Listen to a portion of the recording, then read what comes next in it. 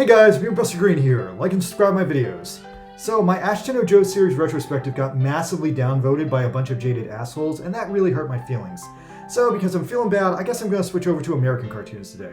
So today I have a quick review of the brand new series Jellystone, the current most successful reboot of the Hanna-Barbera cinematic universe to ever be attempted on HBO Max. Now, quick history, all these characters had mostly their own bland, forgettable Saturday morning cartoons in the 1950s, the 1960s, and the 1970s. Some of these characters aged more gracefully than others, some are remembered more well than others, and some of these guys you just don't remember at all. If you ever went to Universal Studios when it first opened up, they had this completely awesome World of Hanna-Barbera Universe movie ride where you rode in like a little car and you saw the characters team up to fight dastardly. And then, if you were around in the 1990s, when Cartoon Network originally came out, all it had on it were old Looney Tunes reruns and these old Hanna-Barbera shows. That's how I originally got introduced to most of these characters as a kid. Now, eventually Cartoon Network started investing in its own shows, and all these shows got bumped to another channel that no one watched called Boomerang, until eventually the original Cartoon Network shows got bumped to Boomerang, and then the normal Cartoon Network just started airing weird live-action crap and non-stop episodes of Teen Titans Go. And then, it's hard to justify airing the reruns now because kids these days do not want to watch non-HD spec cartoons from the 1960s. And additionally, those cartoons were made with Hanna-Barbera's state-of-the-art costume techniques, and these made these shows not age gracefully. They barely looked good back then, and they look absolutely horrible now. So HBO Max is actually doing a lot of justice just by straight up remaking a lot of these old characters in brand new HD shows with brand new characters, to mildly mingling different amounts of success. Now, a bunch of these characters have previously popped up in Adult Swim in various capacities, especially if you ever saw the series Harvey Birdman, which featured at least all of them at least once, except Peter Potamus, who was a reoccurring office creeper. And also, I should point out that in 2020, only 2 years ago, there was an extremely mismanaged attempt to reboot the Hanna-Barbera cinematic universe through the movie Scoob, because Scooby-Doo had always been the absolute breakout best Hanna-Barbera cartoon by a long shot. Unfortunately, this movie really sucked. It had the bad luck of being a bad movie, but it also came out at the start of COVID. It tried to start a cinematic universe, but they fell into a number of very average mistakes that any amateur who tries to make a cinematic universe usually falls into. They mangled their starting point. The MCU geniusly started off with Iron Man, who is not their most popular character, but by God, that first Iron Man movie, that still holds up and will probably always be the best Iron Man movie ever made. So for Scoob, even though Scooby-Doo was the best, most important Hanna-Barbera character, they chose to somehow backseat him in his own movie and focus mostly on the cinematic universe reboot and mostly on the extremely boring 1960s superhero, the Blue Falcon, who in this movie is reimagined as a talentless asshole wannabe, which is not really fun, not really in a movie. At least somehow this movie delivered a very surprisingly decent Dick Dastardly who liked to murder people, but that's beside the point. Also, after Scoob came out, it was revealed after the fact that it could have been a much more expensive yet significantly better Wacky Races movie, which I think would have rebooted the universe in a more organic way and would have just been cooler. So that's an extra nail in Scoob's coffin. So finally, that brings us to this year, 2021, where they are again trying to reboot the Hanna-Barbera universe without the Scooby-Doo characters in this brand new latest reboot, Jellystone. Now, surprisingly, I thought I was the only one who watched it, but now that I'm looking into it, I guess it actually did okay, and it was mostly well received by everyone. So, my hot take on the show, did you see the Looney Tunes show from like 10 years ago, where all the Looney Tunes just lived in the same town and played out sitcom tropes? No, not that Looney Tunes show. The slightly better Looney Tunes show from like a year or two before that one. Anyway, Jellystone is that, only instead of it's the Looney Tunes, it's the classic Yogi Bear era Hanna-Barbera tie-wearing Hanna-Barbera characters. So the show is pretty much just okay. It's not like it's anything super exceptional, and if you feel like skipping out on it, by all means go ahead, you're not going to miss anything. The average episode is pretty subpar, and there's only a few good standout episodes that actually I thought were amusing.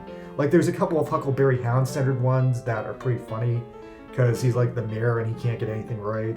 And due to the fact that Top Cat is strangely worshipped as a god in Latin America, yeah, this is really weird, but if you've ever been to Mexico or any other country in South America, they make new movies about Top Cat to this day. Anyway, because Top Cat matters so much to South America, whenever there's a Top Cat centered episode, these ones deviate the least from the classic cartoon formula and are pretty much just straight up new episodes of Top Cat. Now, it's not all great though. There's this surprisingly dark episode where Cindy Bear stresses out too much and kills the entire cast with a gun that turns them into jello. Also, there's another really dark episode where Yogi Bear ate the entire cast and got super disgustingly fat. What's with the writers on the show having the bears kill everyone all the time? And that Yogi one felt extra creepy and kind of fetishy in a bunch of really specific ways. Anyway, lastly and most importantly, I'm going to spend the rest of this video talking about the main controversy of the show that has actually eclipsed the show itself and become the main thing that people talk about when they talk about the show. And that is identity/gender politics. Which, as anyone alive living in this godforsaken current era unfortunately knows, is what all the cool kids care about these days. So a few characters on the show are gay now, specifically Magilla Gorilla on the basis that I guess they took a look at him and decided that he has a purple hat, that must be a gay thing. Another character is Mildew Wolf, which is a strange pick at first, but apparently this is actually a tribute to the fact that his original 1960s voice actor was Paul Lynde. If you don't know Paul Lynde is a legend. He is the most openly gay, closetedly gay Hollywood actor to ever live because he lived in the 60s and he couldn't say he was gay, but if you spent like 2 minutes with this guy, you knew he was super, super gay. So anyway, I think that's kind of a respectful tribute to him, I guess.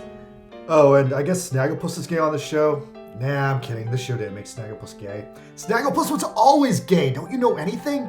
Anyway, next up on the list, Quick Draw McGraw. So Quick Draw McGraw used to be a horse who thought he was a cowboy, who also sometimes thought he was Zorro, but now that's apparently considered cultural appropriation to some people because apparently only Latinos can pretend to think that they're Zorro. Hey, I said Latino. What the fuck are you doing, Bruce Wayne? Anyway, he's permanently stuck now in his El Kabong identity at all times. So, is he really Latino or does he just think he's Latino all the time? This is a little bit more cringe if I'm thinking about it. But at the same time, if they ever actually reveal that down the line it's just him still being a complete schizophrenic psychopath horse who thinks he's a Mexican or whatever, that would actually be a hilarious slow burn comedy joke payoff. So, doors open on that one. But the biggest and absolute controversy around the show Jellystone that everyone is soapboxing on is that a massive number of characters on the show have received straight up gender swaps. Because compared to the 1960s, women are a more participating part of society, and also, yeah, all these characters were conceived in the 60s, and as a result, 95% of them are dudes. In an official press statement, show creator C.H. Greenbald has been quoted as saying, "Hey kids, these characters don't have a deep lore. The gender change won't be anything earth-shaking. A lot of these characters are just the catchphrases. And also, it's not fair to our audience that a lot of them, 95% of them, are dudes." You know, the new Animaniacs reboot brags that it's suddenly gender balanced, but they accomplished that just by firing and not hiring back most of their cast and crew. This show, meanwhile, is the first show that I've ever seen that has actually tried very, very hard to balance out the genders. And so they did. Now, there's a lot of hilarious fan theories online about the deeper or darker reasons behind these gender swaps, and whether some of these characters are like the original characters' daughters, or their sisters, or their wives, or just the same species or whatever. Now, I'll bring up a few of these if I feel like it's a really good theory and I can believe into it. And also, I'm going to take a moment right now to give a special, caring, and supportive shout out and acknowledgement to all my trans friends out there who also just straight up consider all these characters to be transgender now. You guys, you do it. So anyway, for the rest of the character, I'm not going to try to be too judgy, but since I actually watched this whole show, I'm going to list all the characters that they turned into girls, how decently the sex change went, and how comfortable or uncomfortable I am about the way the show executed this. listed in order of I fully approve of this, to I don't care, to this makes me very uncomfortable. Now, first up on the list is female Augie Doggie. This is probably the character I'm absolutely the most comfortable with being a girl on the show, because somehow this character very expertly retreads the line between being a completely new character and a complete reboot of the old character. There are no crazy design changes on Augie, and also since this child is a character, it doesn't do anything overly disturbing like some of the others do. On top of that, since Augie is one of the main characters on the show, she does a lot of cute things and gets a pretty decent amount of character development, which is fun. Now, my headcanon for this character is because it has been so long since the original Augie Doggie show, I imagine that the original Augie Doggie just grew into an adult, and this is like his brand new younger sister, because her dad is like legitimately the same character, and also her dad seems a little bit older on the show, and also, if you know Doggy Daddy, that's a guy who's like so into his kid that if his kid ever grew up, he probably would have broken down and had another kid just to, that's all he does. All right, topping in at number 2 in the I am okay and approve of it category is Squiddly Diddly. Squiddly Diddly is a character that does not matter. It pretty much is only a character that shows up because he's funny to look at. So in Jellystone, they have a female version. Not significantly different, very much a Miss Pac-Man sort of thing, and in that sort of way. Now, the character feels like a brand new female interpretation of the male character, but I feel like the male character could still exist somewhere, so I don't mind it. Also, fun side note, while I was researching the show, I actually found that the show made concept art for a male Squiddly Diddly, so maybe he does exist on the show. We're just focusing on his female counterpart right now. So who knows what's in the cards for Squiddly Diddly. Either way, female Squiddly seems like an okay addition. Next up at number 3 is female Babalooey. This is an okay character. Now, the old one was a stereotype, so it had to be changed. It gets the number 3 slot because so far it's a barely memorable, non-speaking background character, and so far it has no relation to El Kabong, but if they build on this character, I'm welcome to it.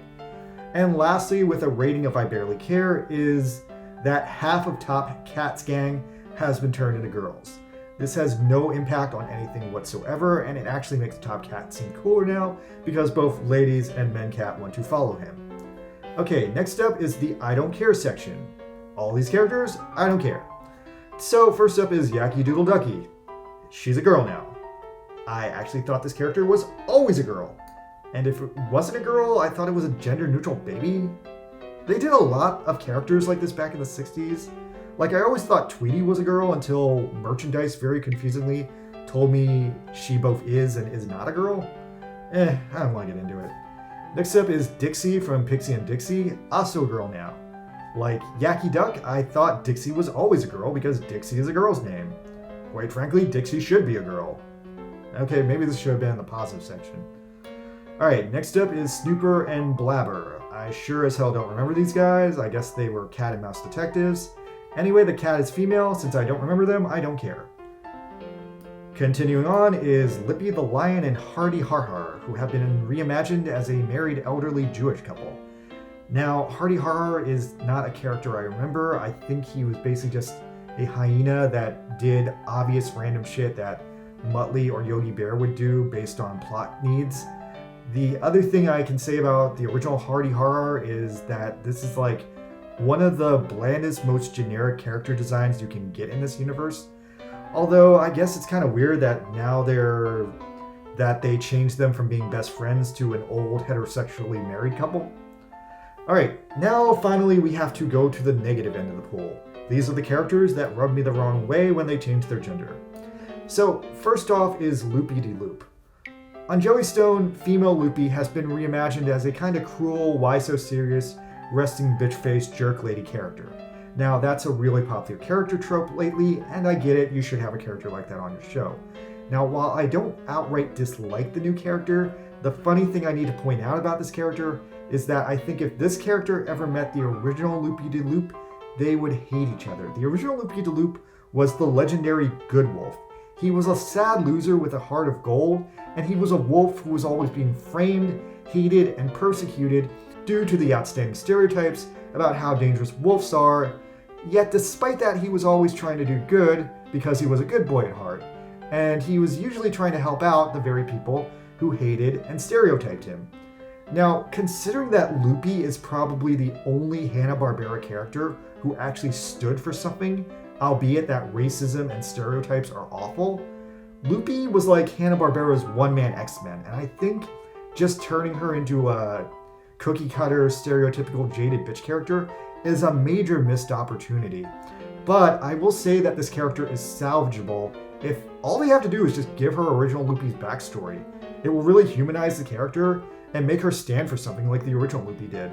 But considering right now she's a one-off gag character who just sets everything on fire, I'm not counting on it. Another character I really disliked with the reimagining on Jellystone is Adam Ant. Now, by all accounts, Adam Ant looks and acts 100% the same as her 1960s superhero male version, and on top of that, they didn't give her any lines either. But for most of the show, they play it like she's still a dude, and then in one of the very last episodes of the season, she shows up wearing a very disturbing, unattractive bikini, which seems to be a very pointed fuck you to anyone paying close attention to the gender swaps. So I see what they did there. Lastly, and probably the most controversial reimagining of Jellystone that I dislike the most is Jabberjaw. Jabberjaw got it really bad in this show. Now, if you boil it down, it's complicated because Jabberjaw is probably the hardest to tackle out of all these characters, and at the same time, Jabberjaw has the most history. Now, you might ask, who is Jabberjaw? Well, in the 70s, a movie called Jaws came out, and it was a really big deal. And at the same time, Hanna-Barbera was making a bunch of rip-offs of Scooby-Doo with various slightly different concepts. So for those of you who don't recall, in the 70s, Jabberjaw is a womanizing shark who hung out and played drums for an underwater rock band rip-off of the Scooby Gang called the Neptunes that also solved exclusively ocean-based mysteries. Now, his womanizing makes him unfortunately no longer politically correct in 2020, but it was also a key part of his character because if you read between the lines, the big ongoing joke with Jabberjaw was he probably didn't want a woman romantically, he literally wanted to eat a goddamn woman with a goddamn side of ketchup. He was a fucking shark, Jaws had just came out, the first thing that happens in Jaws is a shark eats a lady. That was the joke. Anyway, unfortunately, it's 2020. Women can never be pursued as objects of romance. You should never approach to or speak to a woman without her permission, and you must especially never eat a woman, even if you are a shark. So, to preserve this extremely outdated, weird joke of a horny shark that may or may not want to also eat the people it's horny for, Jabberjaw in Jellystone is now a horny female lady shark who wants to eat all the men. Now, when you actually spell it out on paper, like I'm doing now, I can kind of see what they were doing, and I can kind of see the humor in that. I guess the writers were kind of going for like that Hall & Oates song, Maneater, which is also about a horny shark, or maybe it's about a lady cannibal. It depends on your interpretation. But I'm not even done talking about Jabberjaw yet, because that's only the first half of what Jabberjaw is.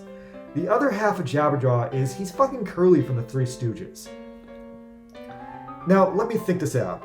Jabberjaw came out in 1976, and dear sweet Curly Howard died of stroke in 1952. Alright, so Curly's been dead for 20 years, so I guess it's fair that they appropriated his voice and mannerisms to make up this character. But the only thing about that is that Curly Howard is such a comedy legend that even in 2021, I know with zero prompting that when Jabberjaw opens his mouth, Curly's voice is coming out of him. Curly is a fucking legend that will hopefully be remembered for the entirety of human history. It's not like how Foghorn Leghorn is a parody of a nameless dead southern politician from the 1930s who only lives on as an abnormal trustworthy voice.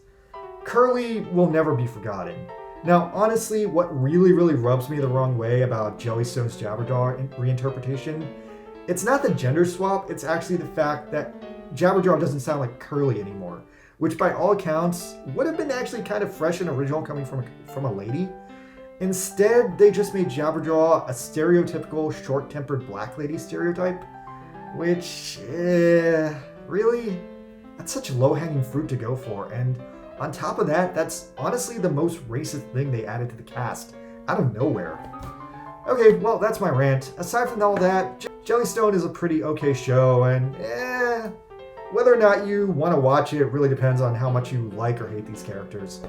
Alright, anyway, I was me and Buster Green. Please subscribe to me. I need 293 subscribers! Also, do you guys want me to talk about American cartoons more? Because I watch those too. I live in America. Okay, thanks you guys. See you around next time. Subscribe, alright? Bye!